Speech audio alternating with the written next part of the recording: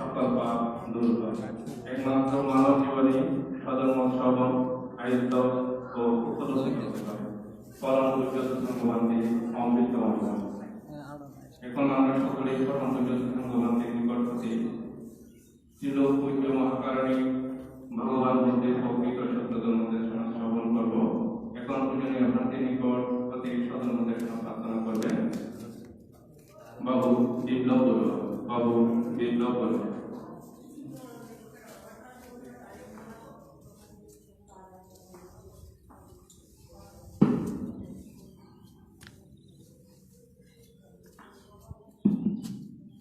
আর 5ই মে আমাদের সকলের জন্য আজকের এই দিনটি তাৎপর্যপূর্ণ, গুরুত্বপূর্ণ, পূর্ণময় দিন। আজকের এই দিনে আমাদের পরম পূজনীয় ঊর্ধ্বতনবাদের প্রপঞ্চা দিবস।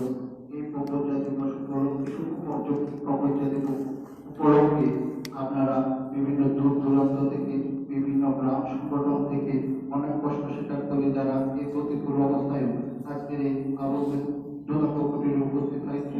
উপস্থিত সকল বয়োজ্যেষ্ঠ গুরুজনদের আমি সশব্দ চিত্তে আমার যথাযোগ্য প্রণাম জানাচ্ছি এবং ছোটদেরকে মন্ত্রীময় প্রীতীয় শুভেচ্ছা জানাচ্ছি এবং আমি সর্বপ্রদেশনা প্রার্থনা করব।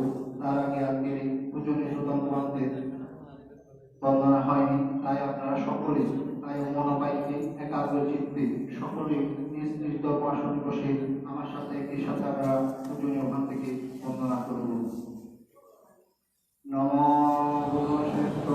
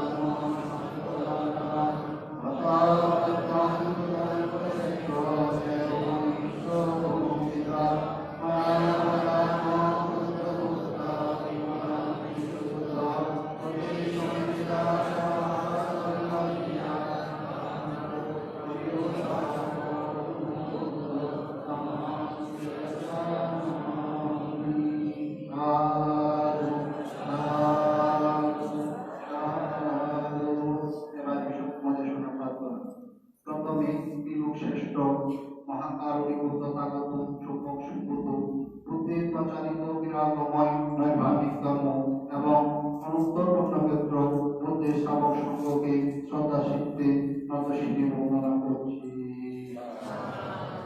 অতঃপর বর্তমান সময়ের আলোকিত সাংঘিক মনীষা 13 প্রকার ভূতাঙ্গ কঠোর ভূতাঙ্গ গ্রন্থ পরিপূরক দেব মানব পূজ্য আর্য শ্রাবক প্রতি সংবিধা সহ স্বাভাবিকাল অর্হৎ পরম কল্যাণ মিত্র পূজনীয় শ্রীমৎ শিলানন্দ মহাস্তরী শ্রোতাবন্ধু মহোদয়কে নতশিরে বন্দনা করছি।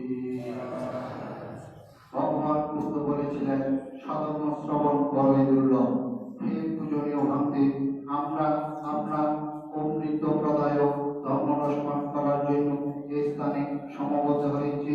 আমাদের সকলে তথা দেবমানবের মঙ্গল কল্যাণের জন্য ইহলৌকিক ও পারলৌকিক সুখ শান্তি এবং পরম শান্তি নির্বাণ লাভের হেতু সৃষ্টির জন্য মন্দির অমৃত প্রদায়ক সধর্মবাণী আমাদের মাঝে দেশনা প্রদান করার জন্য অনুরোধ জানাচ্ছি। পূজনীয় ভান থেকে সধর্ম দেশনা প্রদান করার জন্য বিনীত প্রার্থনা করছি। তৃতীয়বার সধর্ম দেশনা প্রদান করার জন্য প্রার্থনা সকলে সমস্বরে তিনবার সাধুবাদ প্রদান করুন। সাধু, সাধু, সাধু।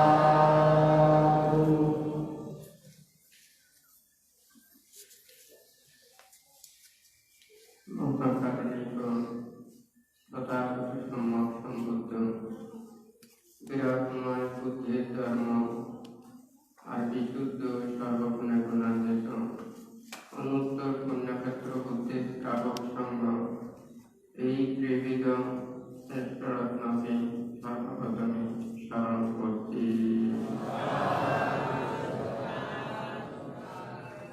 আজকে দুধাঙ্গ কুটিরে দুধাঙ্গ পান্তের প্রপূজ্য দিবস উপলক্ষে আয়োজিত এই মহতী পুণ্যানুষ্ঠানে উপস্থিত বুদ্ধের স্থির সমাধি প্রজ্ঞা সাধনায় রত বিভিন্ন বিহার কুটির আরণ্যিক কুটিরে অবস্থানরত অনুত্তর পুণ্যক্ষেত্র ভিক্ষু সংঘ এবং সমান সংঘ তথা দুধাঙ্গ কুটিরে সংশ্লিষ্ট বিহার কুটির সংগঠন পরিষদ গ্রাম তথা পার্বত্য চট্টগ্রাম, খাগড়াছড়ি, কাপ্তাই এবং চট্টগ্রাম ও দেশের বিভিন্ন জায়গা হতে আগত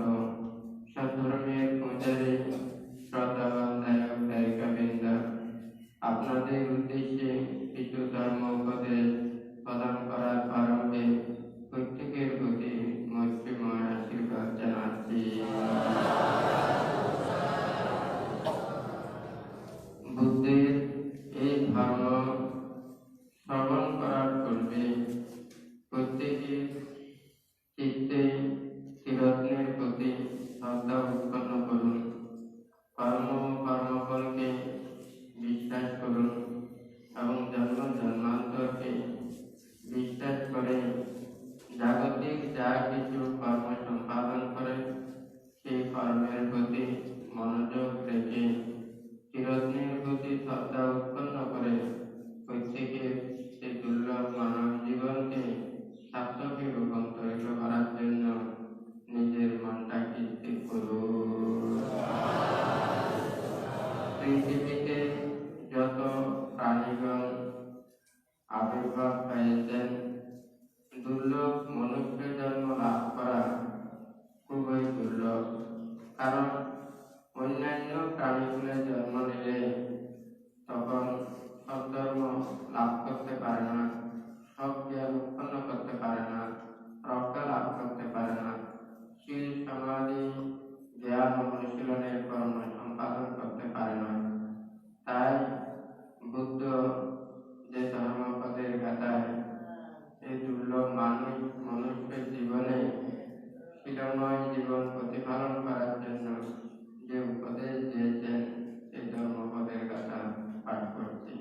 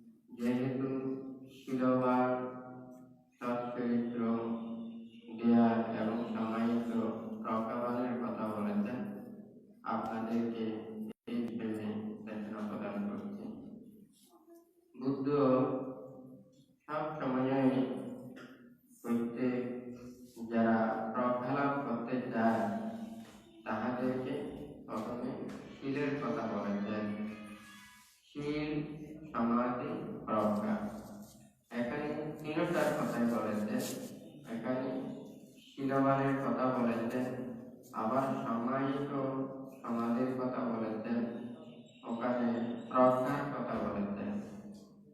শীল এবং সমাধি আর প্রজ্ঞা, যেখানে শীল থাকবে না সেখানে চিত্ত সমাহিত হতে পারে না। চিত্ত সমাহিত না হলে প্রজ্ঞা উৎপন্ন হওয়া সম্ভব নয়। আমাদের এখানে শীল থেকে, শীল হচ্ছে যে এই কায়ের দ্বারা, বাক্যের দ্বারা যাহা কিছু দুষ্কর্ম করে, পাপ কর্ম করে, অন্যায় কর্ম করে, এগুলো পরিত্যাগ করা। তাহলে কায়টাকে সুন্দরভাবে গঠন করা এবং বাক্যটাকেও সব বাক্য দ্বারা, সব বাক্য বাচন দ্বারা নিজের জীবনকে গঠন করা। শীল প্রতিপালন হচ্ছে কায় এবং বাক্যটাকে সংযত করা। সমাধি হচ্ছে যে নিজের মনটাকে ওখানে সমাহিত করা, শান্ত করা এবং নিজের মনটাকে স্থির করা, এটা হচ্ছে সমাধি। আর হচ্ছে যে যেটা প্রজ্ঞা, অর্থাৎ কায় বাক্যটাকে যদি সমাহিত করে, সংযত করে, চিত্ত যদি সমাহিত করে, তারপরে যেটা প্রজ্ঞার কর্ম, সেই প্রজ্ঞার কর্ম হচ্ছে মনের মধ্যে যাহা কিছু পাপ উৎপন্ন হয়, লোভ, দ্বেষ, মোহ, অকুশল, ক্লেশ আদি যাহা কিছু উৎপন্ন হয়, সেগুলোকে ধ্বংস করার জন্য, সেগুলোকে তিরোহিত করার জন্য যে প্রচেষ্টা, সেটা হচ্ছে প্রজ্ঞার কর্ম। অর্থাৎ কায়টাকে সে সুন্দরভাবে গঠন করলো শীল পালনের মাধ্যমে, বাক্যটাকে সুন্দরভাবে গঠন করলো শীল পালনের মাধ্যমে। একজন সে যদি কায়টাকেও ওখানে সংযত করলো, কিন্তু বাক্যটাকেও সংযত করলো, মনটাকেও বা স্থির করলো, কিন্তু মনের পাপ দূরীভূত করলো না। তাহলে মনের পাপ যদি দূরীভূত না করে, তাহলে সেটা বারবার মনের মধ্যে নানান কিছু পাপ চেতনা উৎপন্ন হলে সেই কায় এবং বাক্যটাকে স্থির রাখা সম্ভব নয়। যেমন একটা গাছের যখন ওখানে গোড়া থাকে, শিকড় থাকে, সেই শিকড় থেকে, গোড়া থেকে আবার ওখানে কি কচি আগা ওখানে উৎপন্ন হয়, আবার সেই গাছটা বড় আকার ধারণ করতে পারে। তো ওখানে উপরের অংশ কাটাটাই হচ্ছে ওখানে শুধুমাত্র শীল প্রতিপালন করা বা সমাধিস্থ হওয়া। কিন্তু এই নয় যে ওটা একেবারে সেই বৃক্ষটাকে নিচ্ছিন্ন করা নয়। যখন সেই মূলটাকে সে ছিন্ন করবে, উৎপাদন করবে, তখন সেই বৃক্ষ আবার সেটা উৎপন্ন হতে পারে না। সেই লোভ, দ্বেষ, মোহ এগুলোর যে উৎপন্ন স্থান, মনে যে ভিতরে রয়েছে, যে মানে লোভ, দ্বেষ, মোহের বিস্তৃত বর্ণনা হচ্ছে, ওখানে ক্লেশ, তারপর হচ্ছে দশ সংযোজন, যা কিছু ওখানে অকুশল হেতু, এগুলো সব ওখানে প্রজ্ঞার মাধ্যমে এগুলোকে চিহ্ন করতে হয়। তাহলে সে যদি কায়টাকে সংযত না করে, বাক্যটাকে সংযত না করে, মনটাকে যদি সমাহিত করতে না পারে, তাহলে ওখানে প্রজ্ঞার কর্ম করতে পারে না। তাহলে প্রাথমিক কাজ নিজে শীলের প্রতিষ্ঠিত হওয়া, শীল প্রতিপালন করা। তাহলে অনেকেই এটা মনে করে মানে এই যে পঞ্চশীল আপনারা নিয়েছেন, যারা সর্বপ্রথমে এই পঞ্চশীলের মাধ্যমেও নিজেরা এই পরিবার পরিজনের মধ্যে অনেক কিছু সেটা সুখ লাভ করতে পারে। আমরা যা কিছু কর্ম করি, বাক্য দ্বারা পালন করি, এগুলো সবে ওখানে যেই কর্ম এবং যেই বাক্য দ্বারা নিজের এবং অপরের দুঃখের কারণ সৃষ্টি হয়, ইহকাল এবং পরকালে নানাবিধ ওখানে কুশল কর্মের যে একটা হেতু উৎপন্ন হওয়ার যেগুলো থাকে, সেগুলোকে যেগুলো নষ্ট করে, সেই অকুশল ধর্ম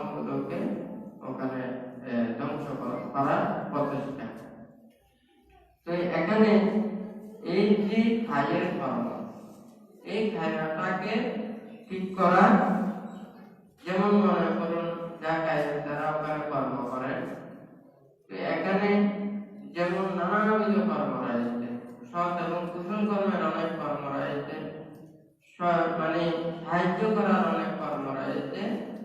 এই কর্মগুলোকে যদি ওখানে বিশ্লেষণ করে, আমরা খায়ের দ্বারা যা কিছু কর্ম করি, এই কর্ম দ্বারা আমার কোনো ক্ষতির কারণ হচ্ছে কিনা বা অপরের কোনো ক্ষতির কারণ হচ্ছে কিনা, এগুলো সব কিছু বিবেচনা করে ওখানে দেখতে হবে।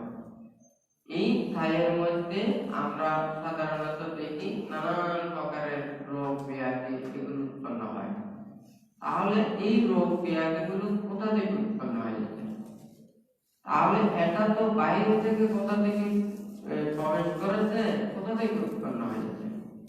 এই খায় দ্বারা যখন যে কোনো একটা পাপকর্ম সম্পাদন করে, সেই পাপকর্মজনিত যখন সেটা পাপ সঞ্চিত হয়, অকুশল কর্মজনিত যে পাপটা সঞ্চিত হয়েছে, এই পাপের কারণে সেই দেহটাকে আবার দগ্ধ করে।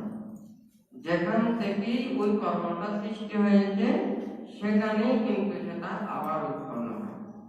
অর্থাৎ সে জন্ম জন্মান্তরে, যেমন একটা পরিবারে দেখা যায় ওখানে 5-6 জন ওখানে থাকে, সেই 5-6 জনের মধ্যে প্রত্যেক দিন একই ধরনের আহার গ্রহণ করে, একই স্থানে থাকে, কিন্তু দেখা যায় একজন দুরারোগ্য ব্যাধিতে আক্রান্ত, আরেকজনের কিন্তু ওখানে কোনো রোগ ব্যাধি হয় না, আরেকজনের কোনো রোগ ব্যাধি দেখা না গেলে সব সময় মনে করে যে এই দেহের মধ্যে জ্বালা যন্ত্রণা অনুভব করে। যেমন ভান্তের এই কর্ম সম্পর্কে বুদ্ধ বলেছেন যে একটা, যেমন যে ময়লাগুলো লোহার জায়গা, যেমন লোহা থেকে উৎপন্ন হয়, ঠিক তদ্রূপ এই দেহের মধ্যে যাহা কিছু কষ্ট উৎপন্ন হয়, এই দেহ দ্বারাই সৃষ্টি। অর্থাৎ এই দেহ দিয়ে যদি অন্য কাউকে যদি ওখানে আঘাত দেয়, কষ্ট দেয়, দুঃখ দেয়, তাহলে সেই মানে পাপ কর্মজনিত যেগুলো ওখানে সঞ্চয় করেছে, সেই কষ্ট আবার এই দেহটাকে দেবে। যেমন মনে করুন একটা স্বাভাবিকভাবে দেখা যায় কোনো কেউ যদি কেউ অন্যায় করে কিংবা অপরাধ করে, তো কেউ তাকে যদি ওখানে অপরাধের যদি শাস্তি দেয়, তখন কিন্তু এই দেহ দ্বারা যেহেতু ও পাপ কর্ম সম্পাদন করেছে, সেই দেহটাকে ওখানে শাস্তি দিয়ে থাকে। তখন যদি কেউ বলে যে সেটা আমি করি না, এই দেহটা করেছে, তখন সে কিন্তু শুনবে না, সে বলবে যে কি তুমি করো না, ঠিক আছে, আমি তোমাকে দুঃখ দেব না, কিন্তু তোমার দেহ দ্বারা যখন এই কর্ম সম্পাদন হয়েছে, আমাকে এই দেহটাকে ওখানে দিতে হবে, শাস্তি দেহটাকে দিতে হবে। তাহলে যেখান থেকে ওখানে কর্ম করবে, সেখান থেকে এই কর্মগুলো সৃষ্টি হয়ে এই মানে দুঃখ বেদনা হয়। তো এখানে এই কায়টাকে সংযত করা, বাক্যটাকে সংযত করা, এটা হচ্ছে যে শীলের কাজ। শীলের কাজ করবে কায় বাক্যটাকে শুধু সংযমিত করা। আবার তবে এমন কতগুলো কর্ম আছে, সেটা সমাধিরও কর্ম হতে পারে, প্রজ্ঞারও কর্ম হতে পারে। মানে কায় বাক্যের দ্বারা কর্ম করবে, তখন কিন্তু সমাধিরও কর্ম হবে, আবার সে প্রজ্ঞারও কর্ম হবে। যেমন কায় বাক্যের দ্বারা সে যদি ধর্ম বাক্য সধর্ম শ্রবণ করে বা আরেকজনকে বাক্য ভাষণ করে, সে কায়ের দ্বারা যদি সৎ এবং কুশল কর্ম সম্পাদন করে এবং নিজের দেহটাকে সব সময় ত্যাগমুক্তি করে রাখে, তখন কিন্তু সে কায়ের দ্বারা বাক্যের দ্বারাও ওখানে সমাধির কর্ম ওখানে সম্পাদন করতে পারে, প্রজ্ঞালাভের কর্ম সম্পাদন করতে পারে। অর্থাৎ এই কায় বাক্যটাকে কিন্তু ওখানে দেখা যায় বা আরেকজনে বুঝতে পারে, কিন্তু মনটাকে বুঝতে পারে না, দেখতে পারে না। কিন্তু এই মনটাকে ধরতে হলে কায় এবং বাক্যটাকে সর্বপ্রথমে আগে ঠিক করতে হবে। যেমন একটা পাত্রের উপরে ওখানে পানি রয়েছে, আমি সেই পানিটাকে যদি স্থির করতে চাই, তাহলে আমার পাত্রটাকে আগে স্থির করতে হবে। আমি পাত্রটাকে যদি স্থির করতে না পারি তাহলে পানিটা কোনোদিন স্থির হবে না। তাহলে যখন পাত্রটা স্থির হবে তখন পানিটা অটোমেটিক কি হয়ে যাবে, সেটা কি স্থির হয়ে যাবে। আর যদি পানির ভিতরে যদি ওখানে নানান ধরনের কিছু থাকে সেগুলোকে যদি ওখান থেকে নিয়ে গেলে তখন পানি আর নড়াচড়া করবে না। আবার সেই পানিটাকে যদি বিশুদ্ধ করতে চাই তাহলে আমাকে ওখানে প্রক্রিয়াজাত করে ওখানে বিশুদ্ধ করতে হবে এবং জীবাণুমুক্ত করতে হবে। ঠিক তদ্রুপ ওখানে ভাণ্ডটা হচ্ছে এই দেহ। তো এই দেহটাকে ঠিক করা, ভাণ্ড না থাকলে পানি রাখা যাবে না।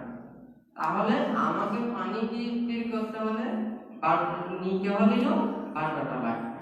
তাহলে ভাণ্ডটাকে ঠিক করতে হবে, স্থির করতে হবে, তারপরে পানিটাকে স্থির করতে হবে, তারপরে পানির মধ্যে যা কিছু ওখানে ময়লা থাকে এগুলোকে ওখান থেকে সরাতে হবে এবং এটা পরিশুদ্ধতা করতে হবে, এটাকে মানে জীবাণুমুক্ত করতে হবে। ঠিক তদ্রুপ কেহ যদি প্রজ্ঞা লাভ করতে চায় ওখানে তাহাকে এই দেহটাকে সর্বপ্রথমে ঠিক করতে হবে। তাহলে কায়টাকে ঠিক করতে পারলে তখন কিন্তু ওখানে বাক্যটাকেও আস্তে আস্তে ঠিক করা যায়। যেমন কায়কে আমরা অনেক কিছু দিই, যেমন এই চোখের দ্বারা দর্শন করি, কানের দ্বারা শ্রবণ করি, নাকের দ্বারা ঘ্রাণ এগুলো নিয়ে থাকি, জিহ্বার দ্বারা রস আস্বাদন করি, কানের দ্বারা স্পর্শ অনুভব করি। তাহলে এই 5টা ইন্দ্রিয়ের যে কর্ম এগুলো সব কায়ের কর্ম। তাহলে কায়টাকে স্থির করা অর্থ হচ্ছে এই পঞ্চ ইন্দ্রিয়কেও স্থির করতে হবে। তাহলে এই পঞ্চ ইন্দ্রিয়কে ঠিক করা এবং এই যে কায়টাকে স্থির করা এগুলো যদি করতে পারে তাহলে বাক্যটাও আস্তে আস্তে স্থির হবে। কারণ বাক্যটা হচ্ছে যে মনের অনুভূতি প্রকাশ মাত্র, এটা হচ্ছে যে বাক্য বিজ্ঞপ্তি, অর্থাৎ মনের ভাব প্রকাশের জন্য যেটা ভাষা সেটা হচ্ছে যে বাক্য পয়েন্ট, অর্থাৎ মনের অনুভূতিকে প্রকাশ করে হয় নাকি নয়। তাহলে সে যদি কায়টাকে ঠিক করতে না পারে সে মনের অনুভূতি ওখানে যথাযথভাবে ব্যক্ত করতে পারবে। তাহলে সর্বপ্রথম হচ্ছে কায়টাকে ঠিক করা, তারপরে ওখানে কি এই বাক্যটাকে ঠিক করা, তারপরে ওখানে মনটাকে স্থির করা, এরপরে মনের যা কিছু পাপ কুশল চেতনা আছে যেগুলো সংযোজন আছে ক্লেশ আছে এগুলোকে মানে ধ্বংস করা। তাহলে বুদ্ধ সর্বপ্রথমে এখানে যারা গায়ক গায়িকা যারা যারা উপাসক উপাসিকা তাদেরকে প্রথমে ওখানে পঞ্চশীল দিয়েছেন, অষ্টশীল দিয়েছেন, এরই সাথে সাথে আস্তে আস্তে ধ্যানময় কর্ম দিয়েছেন, বিভিন্ন ধর্ম এবং বিভিন্ন মানে প্রকারের বিভিন্ন ধরনের কুশলাদি কর্মের ওখানে নিয়মগুলো দিয়েছেন। এইগুলো হচ্ছে যে যেমন মনে করো একটা জায়গা ভূমি স্থান, সেই ভূমি জায়গা স্থানে যেমন ওখানে আপনি নানান ধরনের ওখানে সবজি ফলাতে পারেন, তারপর ফল ফলাতে পারেন, ফসল ফলাতে পারেন, শস্য ফলাতে পারেন নাকি না। জায়গাটা কিন্তু একটা, ওখানে আপনি যত উন্নত মানের ওখানে কি ওখানে চারা দেবেন, ওখানে যা কিছু বীজ দেবেন তাহলে উন্নত মানের ওখানে ফসল আসবে। তাহলে সেগুলোকে ওখানে পরিচর্যা করতে হবে, তাহলে সেই উৎকৃষ্ট দেখে এগুলো ফসল ফলাতে হবে। ঠিক তদ্রুপ এখানেও খায়ের দ্বারা খায়ের কিভাবে সে কর্ম সম্পাদন করবে, প্রজ্ঞা উৎপন্ন করতে চাইলে, চিত্তকে সমাহিত করতে চাইলে এই খায়কে লাগবে। যেমন পান্তে ওখানে রূপের দ্বারা চোখের দ্বারা রূপ দর্শন, এই যে পঞ্চেন্দ্রিয় কর্মগুলো, এই কর্মগুলো করতে কিন্তু কায় লাগবে। তাহলে কায়টা কি স্থির করতে হলে এই পঞ্চেন্দ্রিয়কে ওখানে সংযত করতে হবে আর নাকি না। তাহলে আপনি চোখের দ্বারা যদি ভালো কিছু দর্শন করেন তখন কিন্তু আপনার কি হবে, ওখানে মনের মধ্যে ভালো ভাব জাগ্রত হবে, ভালো চিন্তা আসবে। আবার চোখের দ্বারা সে যদি খারাপ কিছু দর্শন করে তখন কিন্তু মনের মধ্যে খারাপ উৎপন্ন হবে, সে পাপ উৎপন্ন করবে। আর নাকি না? তাহলে ওই জমিতে যেমন ওখানে কি ভালো বীজ, যদি ভালো ফলের বীজ যদি বপন করে তাহলে ভালো ফসল আসবে। তাহলে কাঁটা ফলের বীজ যদি ওখানে বপন করে তাহলে ওটা যত বড় হবে ওখান থেকে কাঁটা আসবে। হয় নাকি না? ঠিক তদ্রুপ এই ওখানে কায় কর্ম এটা হচ্ছে যে বিস্তৃত। যদিও ওখানে শিলের মধ্যে ওখানে পঞ্চশীল, অষ্টশীল বা 10 শীল, 227 সহ এখানে যা কিছু জ্ঞানময় কর্ম এগুলো সব করতে হলে কিন্তু দেহটা লাগবে। তাহলে দেহটাকে যেভাবে সে গঠন করবে সেইভাবে করতে হবে। জমিটিকে যত উন্নত মানের উৎকৃষ্ট বীজ ওখানে বপন করবে তাহলে সেই ছোট জায়গা দিয়েও কিন্তু অনেক ফল এবং অনেক লাভবান হবে। আর ওই বিশাল জায়গা হলেও ওখানে যদি সেটা যদি নিম্নমানের এবং নিকৃষ্ট ফলের মানে নিকৃষ্ট জাতের যদি ওখানে বীজ বা চারা যদি দিয়ে থাকে তাহলে বিশাল ক্ষেত করলেও কিন্তু ওখানে বেশি লাভ পাওয়া সম্ভব নয়। ঠিক তদ্রুপ এই দেহটাকে কায়টাকে আপনি যতটুকু সংযত করতে পারবেন, যতটুকু নিজেরা সেটাকে যত্নশীল হবে, তত বেশি সমাজের জন্য মানে প্রজ্ঞা লাভের জন্য সেটা সহায়ক হবে। অর্থাৎ এই কায়টাকে সর্বপ্রথমে ঠিক করতে হবে। কায়টা হচ্ছে যে ভান্ডের মতো, হ্যাঁ। আবার সেটার মধ্যে যে থাকবে, যেমন মনে করুন এখানে চোখের দ্বারা, কায়ের দ্বারা সে সমাধির কর্ম কিভাবে করবে, প্রজ্ঞার কর্ম কিভাবে করবে। তাহলে সে যদি মনে করুন এখানে সে চোখের দ্বারা যদি দর্শন করে, খারাপ কিছু দর্শন করলে তখন কিন্তু দর্শনজনিত সে ওখানে অকুশল কর্ম সৃষ্টি করবে এবং পাপ উৎপন্ন করবে। আর নাকি নয়?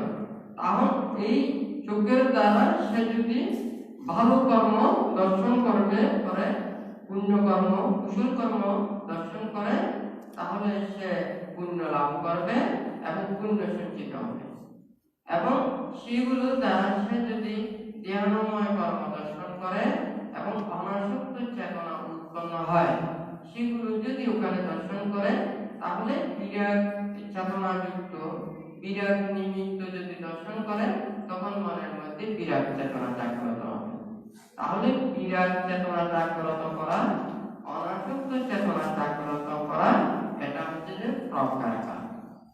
আর চিত্তকে সমাহিত করা এই রূপ দর্শন করলে সেটা হচ্ছে যে কি, এটা চিত্ত সমাধিত করা, অর্থাৎ সমাধির কর্ম। তাহলে কায়ের দ্বারা শীল প্রতিপালন হয়, আবার কায়ের দ্বারা সমাধির কর্ম সম্পাদিত হয়, আবার কায়ের দ্বারা ওখানে প্রজ্ঞা লাভের কর্ম সম্পাদিত হয়। তাহলে এই কায়টাকে যদি ঠিক করতে না পারে সে সমাধির কর্ম করতে পারবে না, সে প্রজ্ঞা লাভের কর্ম করতে পারবে না। সর্বপ্রথমে এই দেহটাকে ঠিক করতে হবে। যেমন মনে করুন যাহা কিছু আপনারা কর্ম করেছেন, কেউ জন্মের পর থেকে যাহা কিছু আপনারা এই কাজের দ্বারা যাহা কিছু কর্ম সম্পাদন করেছেন, যেগুলো শিক্ষা দীক্ষা অভিজ্ঞতা বিভিন্ন চর্চা, যেগুলো আপনারা এই দেহটাকে দিয়ে যে কর্মগুলো করেছেন, উদ্বুদ্ধ হয়েছেন, সংস্কার করেছেন, এখন কিন্তু সেই কর্ম দিয়ে অনবরতই এইভাবে কাজগুলো করে যাচ্ছেন। হয় নাকি নয়? অর্থাৎ এই দেহটাকে আপনি কি রূপে ওখানে গঠন করেছেন, যেইভাবে গঠন করেছেন ঠিক এখনো কিন্তু সেই কর্মগুলো করে যাচ্ছেন। তাহলে এটা যদি সেটা সমাধির কর্ম হয় তাহলে সেই সমাধির কর্ম প্রসারিত করবে, সে প্রজ্ঞা লাভের কর্ম যদি করে তাহলে সে প্রজ্ঞা বর্ধিত হবে, সে যদি সৎ এবং কুশল কর্ম সম্পাদন করে তাহলে সে পুণ্য বর্ধিত করবে। অর্থাৎ এই দেহটাকে ঠিক করতে না পারলে সে কোনো কিছু করতে পারে না। এখানে যারা মানে চিন্তা করে না, ভাবে না, ভাবতে প্রথমে এই যে ধর্মপদের কথাগুলো বলেছেন, যারা শিলময় জীবন, জ্ঞানময় জীবন, প্রজ্ঞাময় জীবন এবং জ্ঞান পরায়ণ হয়ে মানে সমাহিত করা, তাহাদের একদিনের সেই চিরময় জীবনের মধ্যে শ্রেষ্ঠ জীবন। আর যদি যারা শীল প্রতিপালন না করে, ধর্মময় জীবনে গঠন না করে, তাহারা যদি ওখানে শত বৎসর আয়ু হয়েও যদি এই পৃথিবীতে জীবন অতিবাহিত করে, তাহাদের জীবন অপেক্ষা শিলময় জীবন, একদিনের জীবন শ্রেয়। যারা ধর্মময় জীবনে না থাকে, পাপময় জীবনে চলে, তাহলে চিন্তা করে দেখুন, যত বছর বাঁচে, যতদিন থাকবে, সে শুধু পাপ উৎপন্ন করতেই থাকবে, আর নাকি না? যেমন সেটা যদি কাটা গাছ, সেই কাটা গাছ যতদিন যত বড় হবে, তত ওখানে কাটা বিস্তৃত হবে, এবং চতুর্দিকে পড়বে, সেগুলো কিন্তু ওখানে প্রাণীরা কষ্ট পাবে, মানুষেরা কষ্ট পাবে, চতুর্দিকে সেই প্রাণীগুলো কষ্ট পাবে, আর নাকি নয়? তাহলে যারা দুঃশীলময় জীবন অতিবাহিত করে, যতদিন বাঁচে ততদিন না কি তাদের পাপগুলো গঠিত হবে, আর নাকি নয়? তাহলে বুদ্ধ যে বলেছেন, এই যে দুর্লভ মানব জন্ম, অর্থাৎ অন্যান্য প্রাণীদের ওখানে সব প্রাণী ওখানে জন্ম লাভ করে, তির্যক প্রাণীগুলো জন্ম নেওয়া, আর অসুর প্রেত, এই যে নিরয় লোকে উৎপন্ন হওয়া, এই অসুর অপায়ে যারা উৎপন্ন হয়, তারা আবার এই মনুষ্য লোক লাভ করা অনেক কষ্টের পরে এই মানব জন্ম লাভ করে। কারণ মানব কুলের জন্ম নেওয়া আর অন্যান্য তির্যক কুলের জন্ম নেওয়া এক নয়। কারণ যে মানব কুলের জন্ম নেবে, সে প্রকালাপের কর্ম করতে পারবে, মুক্তির কর্ম করতে পারবে, সদ্ধর্ম স্থাপন করতে পারবে, সে শীল সমাধি প্রকার কর্ম সম্পাদন করতে পারবে, অর্থাৎ সে লোভ, দেশ, মোহ, হিংসা, বিদ্বেষ এগুলো পরিত্যাগ করে যারা উত্তরদিকে ধাবিত হতে চায়, এটার জন্য একমাত্র উৎকৃষ্ট স্থান হচ্ছে যে, উৎকৃষ্ট জন্ম হচ্ছে যে এই মানব জন্ম। তাহলে এই দুর্লভ মানব জন্ম লাভ করে যারা নিজের জীবনকে সুন্দরভাবে গঠন না করে, শীলবান এবং ধর্মময় জীবনে গঠন না করে, তাদের এই দুর্লভ মানব জীবন খুবই ব্যস্ততাময় জীবন। কারণ সব প্রাণী ওখানে বেঁচে থাকে, কিন্তু তাহার শুধুমাত্র সেই জীবন পর্যন্ত, কিন্তু মানুষ বেঁচে থাকে চিরকাল। তাহলে তার সৎকর্ম, তার নীতি এবং আদর্শ, এগুলো অনুপ্রাণিত হয়ে অপর মানুষেরাও সেগুলো ধাবিত করে এবং স্মরণ করে, শ্রদ্ধা নিবেদন করে। কিন্তু যারা মানুষেরা সৎভাবে জীবন অতিবাহিত না করে, তাহলে হয়তো দেখা যায় তাদের এই জীবনটা শুধু এই জীবন, কিন্তু তার কর্মের মাধ্যমে সে স্মৃতি করে বা জীবনকে রক্ষা করতে পারে না। অর্থাৎ মানুষের জন্মটা মানুষের জন্য, মানুষ প্রাণীদের জন্য, মানুষ শুধু এই জন্মের জন্য নয়, জন্ম জন্মান্তরের জন্য, অনেক প্রাণীদের জন্য, সকলের মঙ্গল এবং কল্যাণের জন্যই মানুষের জীবন। অর্থাৎ অন্যান্য যত প্রাণী রয়েছে, সকল প্রাণীর চাইতে এই দুর্লভ মানব জন্ম লাভ করাটাই হচ্ছে যে কি খুবই দুর্লভ জীবন। যারা শুধুমাত্র মানব লোকে উৎপন্ন হয়ে কাউকে কোনো উপকার করে না, ধর্মময় জীবনে প্রতিষ্ঠিত হয় না, শীল প্রতিপালন করে না, তারা যেখানেই জন্ম লাভ করে সেখানেই মৃত্যুবরণ করে। তাহাদের এই মৃত্যুর পরে ওখানে সুগতি সর্বলোকেই উৎপন্ন হতে পারে না, কোনো মানুষই সন্তুষ্টি লাভ করতে পারে না, কোনো মানুষ স্মরণ করে না, তাকে শ্রদ্ধা জ্ঞাপন করে না, সে কর্মকেও কেউ মনে রাখতে পারে না। তাই যারা এই মানব জন্ম লাভ করে, প্রত্যেকের চিন্তা করা উচিত আমরা যাহাতে যে দুর্লভ জীবন লাভ করেছি, এই দুর্লভ জীবনকে সার্থকে রূপান্তরিত করা। ওই পান্তে এটা বলা যায়, যেহেতু পান্তা দিয়ে পান্তের সবকে দিবস স্মরণ উপলক্ষ করি, পান্তের যারা সান্নিধ্যে আছে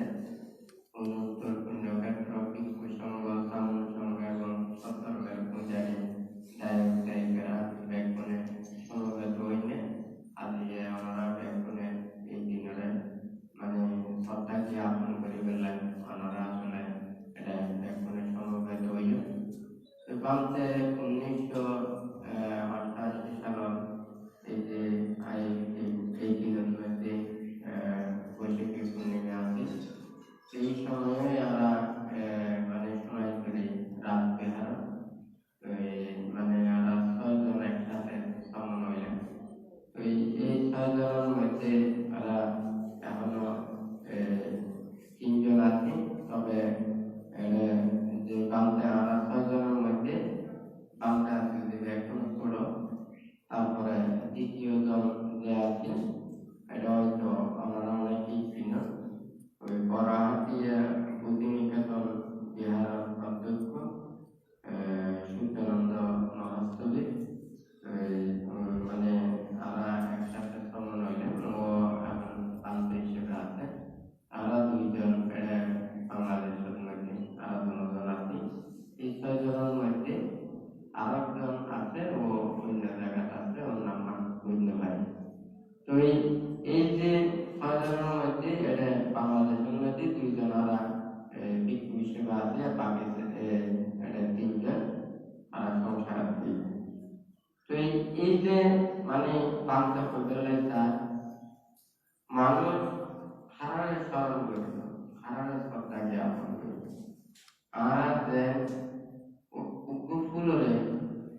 ফুলরে পিল্লি বেতনে পছন্দ করে, ফুলরে মানুষ অভিনন্দন করলা কিলে নয়, মানুষ এই ফুলরে কিলে বেতনে ভালোবাসে। যে ফুলের সুগন্ধ আছে ছড়ায় এবং মানুষের মনে আনন্দ দেয়, তৈরি এই ফুলরে ব্যাগনে তাহলে কি করে মানে ব্যাগনে মানে কি করে ছাড়। তো ঠিক ফুলের যে সুগন্ধ সৌর ঠিক তদ্রুপ আর মানুষের জীবনেও কিন্তু ওই ফুলের সুবাসের মতো, সুগন্ধের মতো, সৌরভের মতো প্রত্যেকের জীবনে গঠন করা করি। যদি এইভাবে যদি গঠন করে তাহলে ব্যাগনে কিন্তু এই জীবনে কামনা করি। আর যদি সেই মানে এই ফুলের যদি খুব সৌন্দর্য থাকে কিন্তু এবার কি নাই, সুগন্ধ নাই, সৌরভ নাই, সুবাস নাই, তাহলে এই ফুল সুন্দর খায় কিন্তু সুগন্ধ সৌরভ না থাকলে তাহলে মধুর না থাকে। অর্থাৎ এটা মৌমাছি না থাকবে, হ্যাঁ, তাহলে বিভিন্ন পোকামাকড় না থাকিব, মানুষের সন্তানের বেদন মৃত্যু না থাকিব, মানুষের অন্তরে আকর্ষণ না করিব, হয় নাকি নয়? তাহলে মানুষের জীবন কিন্তু ফুলের মতো। মানুষের যে ফুলের যে ফুলের সুবাস থাকলে, সুগন্ধ থাকলে এই ফুলের যে ব্যাগ বানিয়ে থাকতে পারে, ঠিক তদ্রুপ মানুষের জীবনে যদি ফুলের মতো করে ছাড়ায় তাহলে এই জীবনে মানুষ সব থাকবে। যেন আরামে করে বুদ্ধের সান্নিধ্যে আসে, হ্যাঁ, বুদ্ধের হতা শ্রবণ করে, বুদ্ধের নীতি আদর্শ গ্রহণ করে কিনলে এখন কিন্তু আমরা বুদ্ধকে দেখে নিয়ে, হ্যাঁ, বুদ্ধ পরিনির্বাপিত হয়েছে। কারণ বুদ্ধ যে কর্ম করছে, যে উপদেশ দিয়ে ও যে নীতি আদর্শ গ্রহণ করছে, যে কর্ম সাধন করে দিয়ে এই কর্মরে এই পুনরে আমরা স্মরণ করে নিয়ে আমরা শ্রদ্ধা নিবেদন করি, পূজা করি নাকি না? তৈরি কিন্তু এডে মানে নির্বাণত্ব না, আলাদা সাইবেল কিন্তু নয়। কিন্তু ও যে কর্মাবস্থান দেখা দিয়ে, যে শিক্ষাদান দিয়ে এই অনুযায়ী আমরা শ্রদ্ধা পূজা এই নীতির অনুশীলন করে নিয়ে দেন, আমরা সুখ লাভ করি, শান্তি লাভ করি, মুক্তির কর্ম হতে গিয়ে যায়। ঠিক তদ্রুপ মানুষের জীবনও এইভাবে গঠন করা হয়।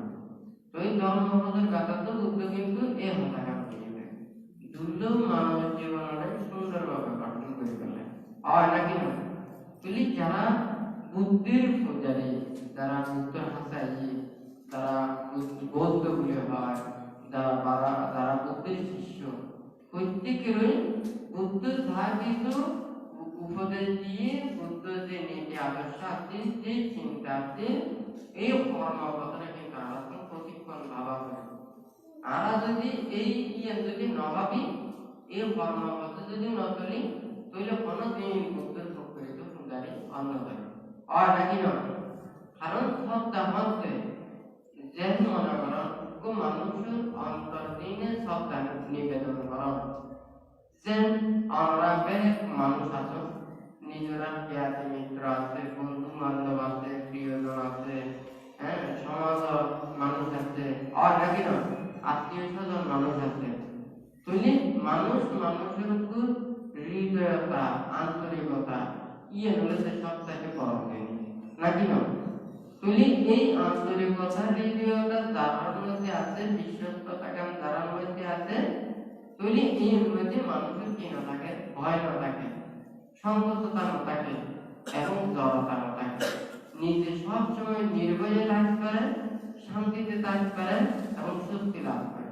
আর নাকি না তুলি মানুষ মানুষের মধ্যে যদি এই আন্তরিকতা যদি না থাকে তাহলে মনে করো একজন যদি আরেকজনের গরম মেরে বেড়াতে হ্যাঁ তাহলে মনে করো যদি একজন অপরজনের যদি খুব প্রিয় মানুষ হয় খুব হৃদয়তাপূর্ণ মানুষ হয় তাহলে দেখানোর সাথে সাথে আমরা কি অনুভূততা করে হয় নাকি নয় তাহলে ইয়েন কিন্তু ভাষায় ব্যক্ত করা সম্ভব নয় হয় নাকি নয় তাহলে ইয়েন দ্বারা কি একজন অপরজনের কি নির্ভয় উৎপন্ন হয় হ্যাঁ কোনো ভয় না থাকে শক্তি লাভ করে আনন্দ লাভ করে যেন মনে করেন মানুষ মানুষ মানুষের যদি বিশ্বাস করে মানুষ মানুষের যদি কোনো ধরনের মানে ভয় সংকোচ যদি না থাকে দুর্বলতা না থাকে তাহলে সব সময় ও কি মনের মধ্যে শান্তি এবং প্রীতি লাভ করে আর নাকি না কিন্তু মানুষের যদি বিশ্বাস ক্ষমতা ইয়ে যদি না থাকে তাহলে কোনোদিন শান্তি হ্যাঁ পয়সা ধন দৌলত পৃথিবী যা কিছু এখন কি আগর দিনের তুন এখন বর্তমানে পৃথিবী দেখতে বহুত রং বেরং হ্যাঁ রং বেরং চাকচিক্য এক এক উন্নত দেশের মধ্যে এক এক ধরনের আছে দিন দিন পরিবর্তন ডেভেলপ করতে আছে আছে না কিন্তু বেশ কিছু হয়তো রং বেরং দেখা যায় কিন্তু মানুষের মনের মধ্যে যদি ভাব এই সমস্ত যদি থাকে মানুষ যদি একখান যদি নির্ভয়ে চলিত না পারে হ্যাঁ নির্ভয়ে শান্তিতে যদি চলিত না পারে তাহলে দেখা যায় যে এর মধ্যে কি প্রকৃত সুখ শান্তি লাভ করা সম্ভব নয় আর নাকি নয় যে এই মানুষের ব্যক্তিত্ব যদি মানে নিরাপদে নির্বিঘ্নে যদি থাকতে চায় তাহলে ধর্ম হাতে আপনিব শিল প্রতিপালন করা করিব ধর্ম হাতে বিশ্বাস করা করিব খায়রে সংযত করা করিব বাক্যরে সংযত রাখা করিব আর নাকি নয় এই পৃথিবীর রূপ রং বৈচিত্র্য এই ব্যক্তিত্ব হয়তো বদলিত হইব আবার না থাকিব কিন্তু মানুষ মানুষের অন্তরত্ব যদি পাপ যদি দূরীকরণ না করে ইউ যদি মানে ধ্বংস না করে তাহলে কোনোদিন শান্তি নয় কোনোদিন সুখ নয় আর নাকি নয় তুই তো বহুত ধরনের মনে করো তো বিদেশের মধ্যে গেলে তুই এমন জায়গা থেকে মানে খুব করে মানে নির্ভয়ে দেখুন থাকে কিন্তু দেখা যায় যে এই জায়গা তো ভয় উৎপন্ন হয় নাকি নয় তাহলে মানুষ যদি যারা বিশ্বস্ত মানুষের যদি ভাষেও থাকে হ্যাঁ তাহলে এই নদীর মূল ত্যাগরে নির্ভয়ে করে পারিব কিন্তু আর একখান জায়গা কোনোদিন সম্ভব নয় তাহলে একমাত্র এই বিশ্বাসটা না থাকা তাকে করতে শিল পালন করিবে তাহলে এই শিল পালনের গুরুত্বটা সর্বপ্রথম বুদ্ধ আসল হইতে মানে শিলেনা সুপতিঙ্গান্তি শিলেনা ভোগ সম্পদা শিলেনা নিপুতিঙ্গান্তি তাসমা শিলান্তি সুতে তাহলে এটা কিন্তু শিল দিয়ে ওই যে বামতে প্রথমে হতাগান করি শিল সম্পূর্ণরূপে খাইলে যদি সংযত ভাবে যদি করে তাহলে সমাজের কর্মনা সাধিত হইব এবং প্রকালাপরও সহায়ক হইব তাহলে এই দেহটা ঠিক করি বেলাইলে শিল প্রতিপালন তাহলে দেহটা ঠিক করে ফেললে তোর বোধ বাইক করিও ঠিক করে পারিব এবং এই ইন্দ্রিয় সংযত করে পারিব এবং মনের দ্বারা মনের সমাহিত করে পারিব প্রকালাপর কর্মলায়ও সহায়ক হইব তাহলে এখন মানুষেরা যা কিছু এটা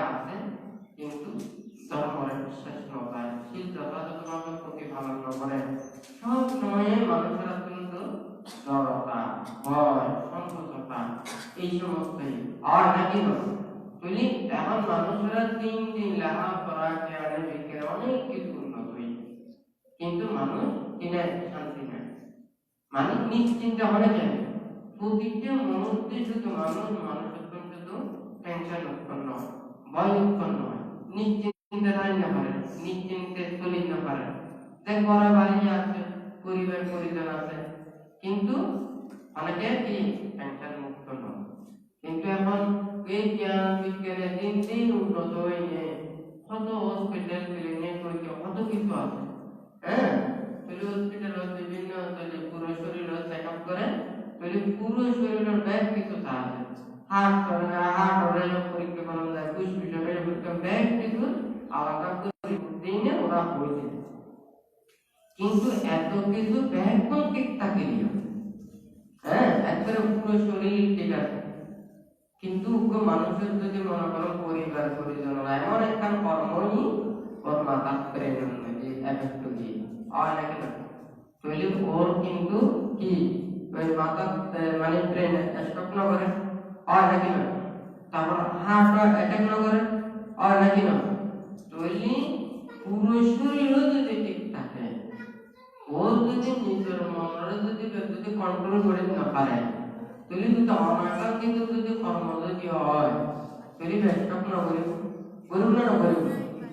এখন মানুষের কিন্তু চিকিৎসা ব্যবস্থা, শিক্ষা, কর্ম এবং বিভিন্ন এই যে প্রযুক্তির ব্যবহার কিছু ঠিক আছে, কিন্তু মানুষের যে একটা ভয় নিশ্চিন্তে থাকিবের মতো এই শিক্ষাটা কিন্তু মানুষেরা চিন্তিত হয়ে যায়, যার কারণে কি খুব সহজে মানুষেরা কিন্তু এইভাবে স্টপ করে নিয়ে কিন্তু বিভিন্ন ধরনের মারা যায় হয় নাকি না।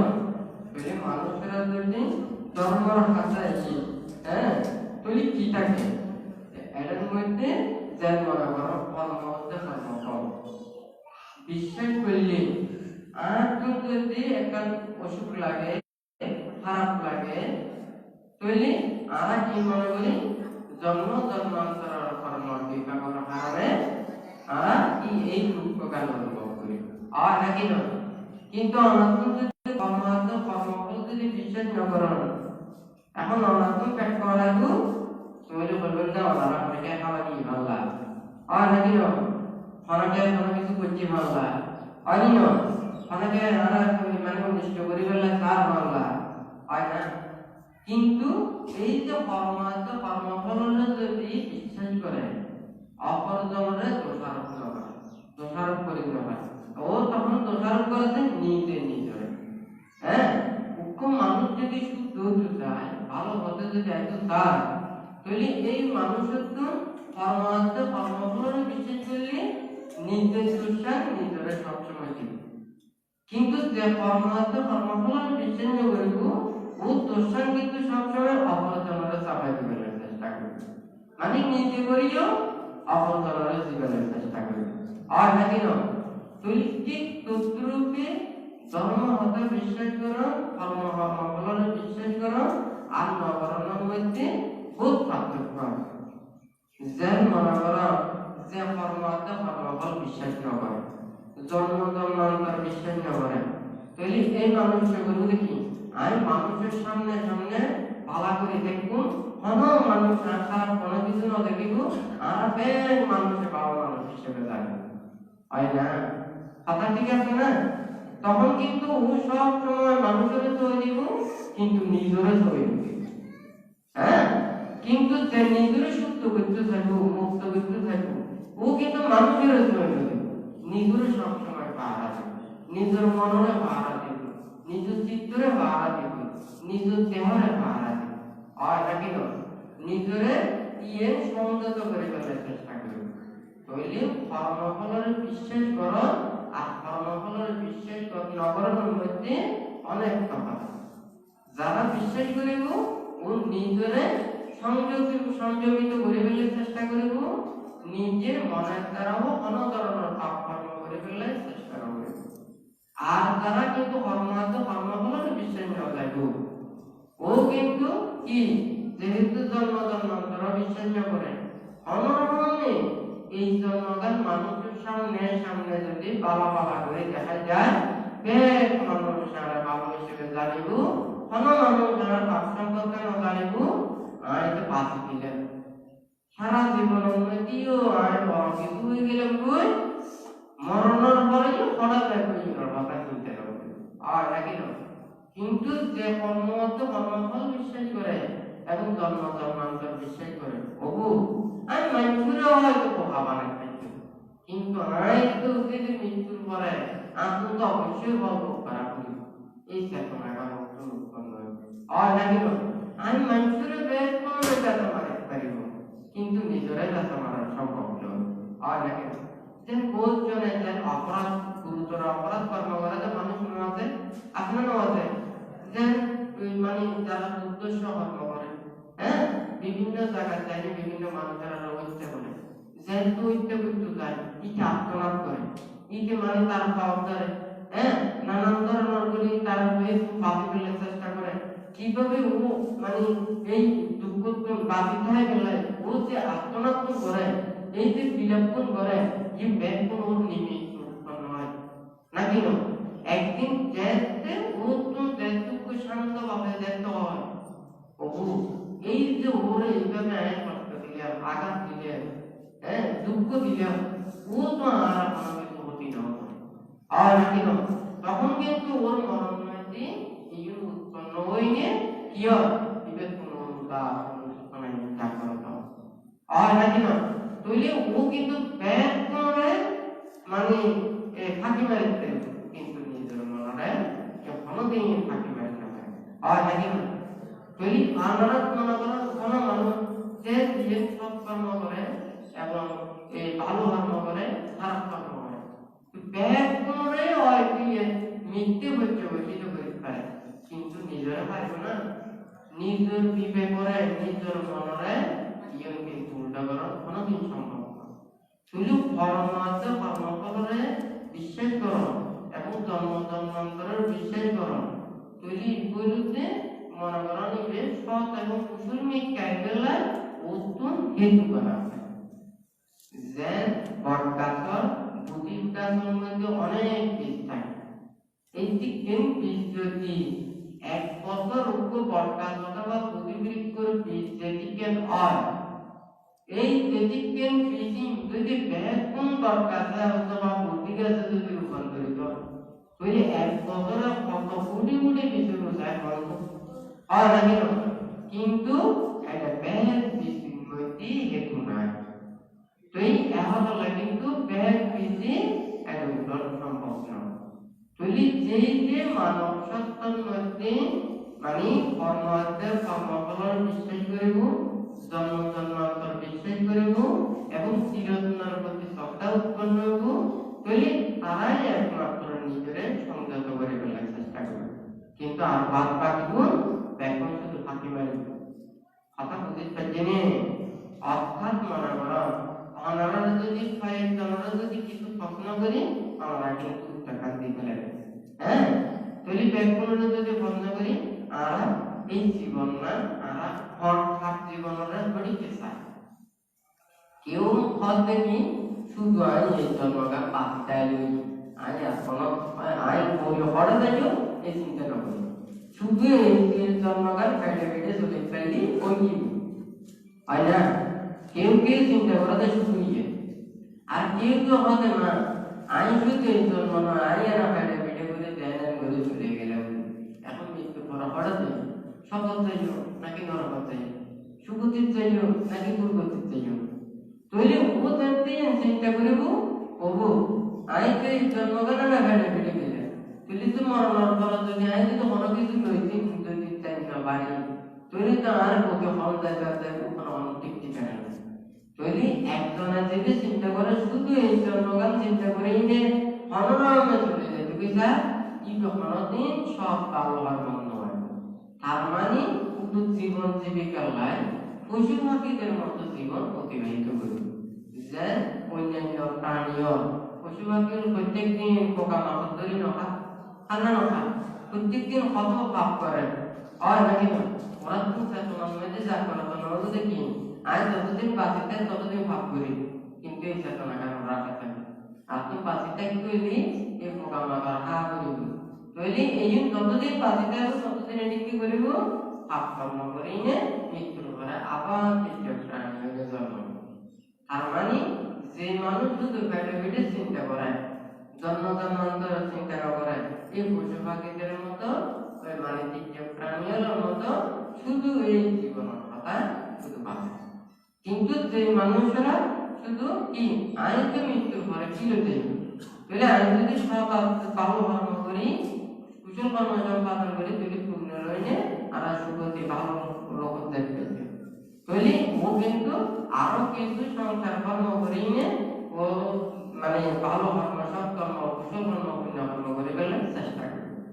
তারপরে যদি হয় না আমি এমন কর্ম করছি যাহাতে আমি নিজের জীবনেরই মুক্ত করছি এবং অন্য মানুষেরই আমি সুখ প্রদান করছি তৈরি ও নিজের সব কাপে চলি দানাতে কুশল কর্ম সম্পাদন করি নিজের মনের যা কিছু পাপ কুশল চেতনা আছে এইগুলো ধ্বংস করে এনে মুক্তির প্রচেষ্টা চালায় তৈরি মানুষেরা তো ওই যে চেতনা যে ইচ্ছে তৈরি এই ইয়ে অনুযায়ী ও কর্মকাণ্ড গড়ে উঠে যেন মনে করেন অনারা শুনতে হঠাৎ গরত শুনেছে অন্য কেন যদি প্রাসাদ শুনেছে গরত শুনেছে আমরা এডে পর্যন্ত মন চেতনা লইলে একজন প্রস্তুতি লইছুন দেখু আমরা যা কিছু আমরা মানসিকতা দিয়ে চিনতে আমরা এই দূর পর্যন্ত নাকি না আবার যদি কি একদম দূরে যদি আমরা যদি দেখেন কয়েকদিন থাকি গেলে দেখা দেখেন কয়েকদিন থাকিবে তৈরি এই প্রস্তুতি কিন্তু ইয়ের তো আরো বেশি নাকি না তৈরি আমরা তো পোশাক আশাক লোয়া করিব বেতন মধ্যে আরো অন্য কিছু লোয়া করিব কিয়া পয়সা লোয়া করব আনুষঙ্গিক নানান কিছু লোয়া করব নাকি না আবার যদি হতে না ইয়ে শুনো না আরো ঘুরে দেখেন তো বিদেশের মধ্যে টুরিস্ট বিষয় ঘুরে দেখেন তো তাহলে আমাদের আছে যদি এক মাস দুই মাস তিন মাস হয় তাহলে আমাদের এই বিষয় অনুযায়ী অনেক প্রস্তুতি লইনে দেবে নাকি না আর আমরা যদি পার্মানেন্ট বিষয় লইনে আমরা যদি বিদেশের মধ্যে দেখেন তো তাহলে এর থেকে তো আমার প্রস্তুতি কেন আর নাকি না এটা যেন আমাদের যে জ্ঞান এই যে মানসিকতা কর্ম এই চেতনা এই দিনে যেন প্রস্তুতি আলাদা আমাদের ব্যাখ্যা করে দেখাই ঠিক তদ্রূপে মানুষের চেতনাও আর জীবন দিয়ে জীবনে শুধু বেড়ে বিটে যদি ও কর্মকাণ্ড শুরু আর যদি হয় যে আমি এই জন্মদিনটা আমি আগামী জন্মলায় চিন্তা করে নিয়ে তৈরি ওর চেতনাকার ঘটে আর যদি হয় যে না আমি জ্ঞান কর্ম সম্পাদন করি ব্রহ্মলোক চাইতে তৈরি ওর চেতনাকার ঘটে আর যদি মুক্তির কর্ম পতন যদি চাইতে চায় মুক্তির বেলায় চায় তৈরি ওর বস্তুকে ঘটে নাকি না তাহলে যারা কাছে কর্মবদ্ধ কর্মফল নাই বিশ্বাস করে জন্ম জন্মান্তর বিশ্বাস করে তৈরি ও কোনদিন এই মুক্তির কর্মবদ্ধ এখানে আসে না কোনদিন সম্ভব না তৈরি যারা এই যে বুদ্ধের সামনে দেখি যারা বুদ্ধের কথা চিন্তা করে বুদ্ধের নীতি আদর্শের প্রতি যারা শ্রদ্ধা নিত হয় প্রত্যেক উৎকর্মশীল প্রতিপালন করা হইব ধর্ম আশা পালন করিব ধর্মের প্রতি এই বিশ্বাস স্থাপন করা হইব এবং যথাযথভাবে জীবন অতিবাহিত করা হইব তা দিয়ে যারা আপনারা এখন আসছেন যেহেতু এটা বিশ্বের বিভিন্ন জায়গা বিভিন্ন দেশের মধ্যে এই যে করোনা ভাইরাস বিভিন্ন মানে খবর আঘাত দারুণ হয়েছে আমরা যেহেতু এই পার্শ্ববর্তী এই দেশ এই ভারতের মধ্যে পর্যন্ত ইয়ে মানে বিশ্বের নদী দ্বিতীয় স্থানের মধ্যে আছে মানে মৃত্যুর হারের মধ্যে তৃতীয় স্থান হইল ভারত পাশে ভারত তো যারা এই যে দেশের মধ্যে যারা আছে এবং অন্যান্য জায়গাতেও যারা আছে আমরা বেশ করে জানি বিশেষ করে এই গরম ঠান্ডা তারা নিয়ন্ত্রণ করে নচলে জ্বর সর্দি হাসি এই গরম ঠান্ডার জন্য আসলে উৎপন্ন হয় তারা এখন দিয়ে যারা স্বাস্থ্যবিধির রক্ষা করে মেলায় যে মানুষের সামাজিক দূরত্ব এবং মাস্ক ব্যবহার ইয়েন যে মানে পুরো ব্যাগ করে যে মুক্ত থাকবে নয় কিন্তু সচেতনতা বলা যায়। আসলে কেন খারাপ লাগে, যত হাসি লাগে, তুলি ইয়েনে আমি গুরুত্ব দিইনি, আমি আলাদাভাবে থাকিনি, যাতে এই রুটিয়ে নতুন যাতে রুটি সহজায় মানে পরিত্রাণ পায়, এইভাবে ট্রিটমেন্ট নিয়ে নিজেরে নিজে রক্ষা করা হবে। আর তো খারাপ লাগে, আমি যদি আরেকজনের পাশে যদি যাই বা আরেকজনেও যদি জড়িত করায়, তাহলে আসলে সংক্রমণ কেউ হয়নি আরেকজনের ইয়ে আক্রান্ত হয়। যদি একজন কেউ যদি হয় বা একটু খারাপ লাগে, ইয়ে হলো একটা গুরুত্ব দিয়ে নিজেও ইয়ে হলো যাতে যথাযথ ট্রিটমেন্ট নেন এবং অপরজনের যাতে যাতে সংক্রমিত নয়, ইয়ে হলে সচেতনতা অবলম্বন করা হলো, নিজের যত্ন সহকারে রাখা হলো। যদি নিজেও সুস্থ হয়ে যাবে এবং অপরজনেও ইয়ে হতে আক্রান্ত নয়। তো এটা যারা বিশেষ করে বাচ্চা প্রায় সময় হই আমরা গরম ঠান্ডাটা যদি নিয়ন্ত্রিত করে না চলি, তাহলে ইয়ের সম্ভাবনাটা বেশি থাকে। আর হলো যদি প্রাকৃতিক দুর্যোগ, যেভাবে গরম পানি থাকবে, মাঝে মধ্যে ঠান্ডা পানি থাকবে, যেন আমিও আমরা বাংলাদেশে মিলে এত মানে এত ডিগ্রি সেলসিয়াস তাপমাত্রা আছে। এখন কিন্তু যেভাবে প্রত্যেক বছর বছর বাড়ি যাবে, অনেক সময় বৃষ্টি বাড়ি যাবে, অনেক সময় বন্যা বাড়ি যাবে। এই প্রাকৃতিক দুর্যোগে অনেকে অবহেলা নগরে আমরা যাতে প্রত্যেকে যার যার যে স্থান আছে এই স্থানের মধ্যে নিজেরা আপনাকে আতঙ্কিত নয়, জ্বর হলে জ্বর ওষুধ খাইবে, সর্দি হলে সর্দির ওষুধ খাইবে, হাসি হলে হাসির ওষুধ খাইবে, জ্বর সর্দি হাসি হলে আমরা আপনাকে মানে নিজেরা নিজের যে জায়গা থাকবো আরেকজনের সাথে দূরত্ব বজায় রাখি, নিজেরা সচেতনতায় চলাচল তৈরি মানে নিজে সুস্থ হয়ে যাবে, আরেকজনীয় সংক্রমিত নয়। তৈরি খুব সহজে ব্যাকুল অন্তত এই দুরবস্থা অনেকে। তাছাড়াও অনেক মানুষ দেখা যায় এখন কেউ অনেকের কথা অনেকে শুনতে চান, কিন্তু আমরা তো বাজারও পরীক্ষার বেতনে তোমার পরীক্ষার কত চলাচল পরীক্ষার সরকারের বারবার মহাভারতের মানুষেরা নিজেরা যদি সচেতন পদ্ধতি যদি নিজেরা চলাচল করতে যদি ফাঁকা ফাঁকা চলত একটা দোয়া অনুযায়ী এইভাবে নিজেরা দূরত্ব বজায় রাখে যদি জিনিসপত্র তৈরি করে কোনো সমস্যা নেই। কিন্তু মানুষেরা সচেতন মনে হারানো যায়, তৈরি সরকারও ব্যাগ কোনো লাগিয়ে এইভাবে করার নির্দেশনা দেওয়া করে। তৈরি জনগণ যদি ব্যাগ কোনো যদি সচেতন হইলে নিজেরা নিজেরা যদি রক্ষা করতে চায়, তৈরি এগুলো যদি সব থেকে সহজ পন্থা।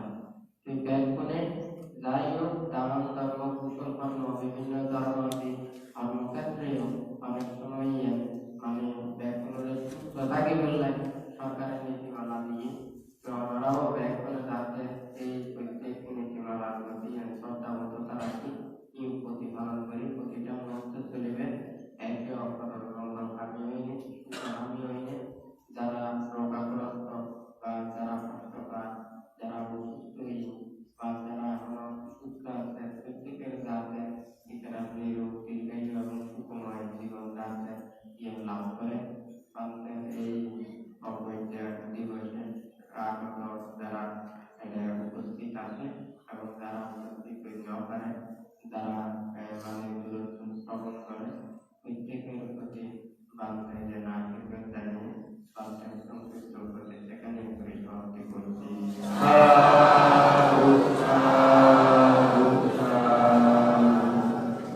এতক্ষণ পর্যন্ত দেব মানব তথা সকল প্রাণীর মঙ্গলের জন্য সদনের সমাধান করেছেন পরম পূজ্য আর্যসাহু প্রতি সংবিধান সহ সার্বিক পরম পূজনীয় ধন্যবাদ।